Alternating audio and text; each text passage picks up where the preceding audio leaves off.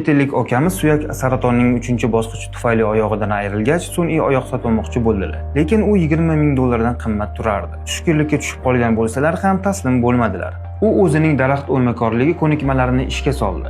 Qattiq yog'ochdan oyoq shaklini o'yib chiqdi va har bir burchagini sabr bilan silliqladi. So'ngra u oyoq panjasini yasashga kirishdi. Bu ancha murakkabroq bosqich edi. U panjaning o'lchami va burchagini aniqlab, tana og'irligini muvozanatda ushlab turadigan shaklni yasadi. Har bir yuzani sinchiklab silliqladi va chekkalarini to'g'riladi, chunki kichik xato ham yurishga ta'sir qilishi mumkin edi. Oxirida u oyoqqa velosiped amortizatorini o'rnatdi. Bu zarbani yumshatib, tabiiy oyoq harakatini keltirib chiqardi. Natijada barchasi 100 dollardan ham arzon tushdi. U nafaqat yurishni boshladi, balki shuni isbotladiki, ijod va qat'iyat bilan hatto eng og'ir muammolarni ham yengish mumkin.